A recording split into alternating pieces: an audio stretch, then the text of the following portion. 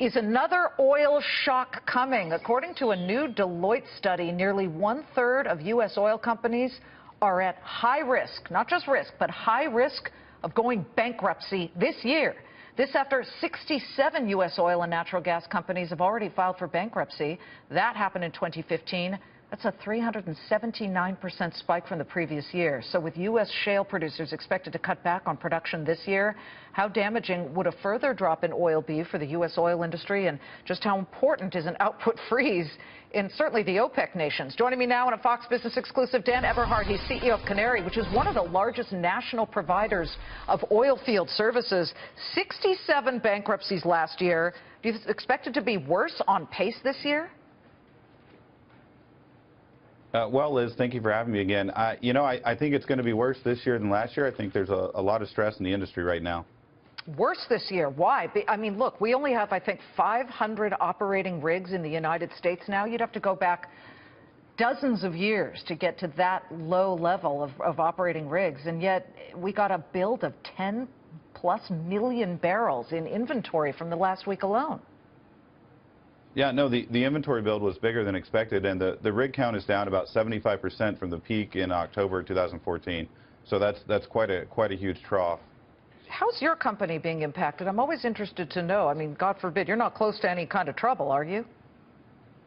I wouldn't say we're close to trouble or bankruptcy, but I would say it's definitely a huge and a very strong headwind. I mean, we've laid off a few hundred people, and everybody at our company, including myself, has had to tighten our belt, and we've had to really look inward on our expenses and rethink things. But we still see a decent amount of activity. We think in certain basins we picked up market share, and we see a path forward, and we still have a good volume of activity. We just have got to be really mind our P's and Q's in our spending, and be very conservative right now as we wait for a eventual recovery. Oh, I'm sure. No more black town cars going up. See, that's what happens on Wall Street when things get bad here in New York. They say no more town cars taking you home late at night if you work late. But looking at the types of cutbacks that you have endured, do you expect that now we've had 10 weeks in a row of diminished oil rigs, meaning that the count of operating oil rigs has gone down and the idling continues to go up, that at what point will we start to see less build in crude because people are driving a lot? Well, yeah, well, look, I mean, I think the unsung story and the story that shows like yours, could talk about more is the inventory demand, or the increase in demand last year was pretty robust, about 1.6 million barrels a day. The EIA is forecasting an inventory or a demand increase in 2016 of about 1.2 million barrels a day. So I think it's really positive on the demand side. I think the supply side is what led us into the oil bust and what's problematic at the current juncture. But I really think that the slope of the decrease in production in the U.S. is really about to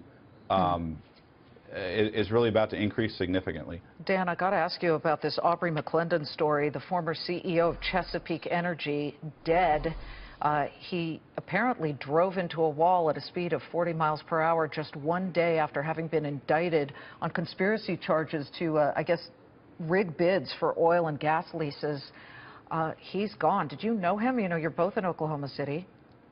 Yeah, no. So I just heard this news a few minutes ago. So, but I think, look, he was a larger-than-life character in Oklahoma, in good ways and in bad ways, and he was a colorful and controversial character. Okay.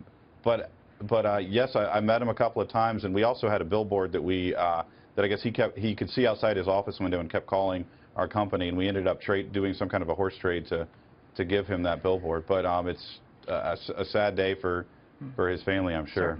Certainly. Dan Eberhart, thank you for joining us. Dan Eberhart of Canary saying that the number of bankruptcies this year will be worse than last year.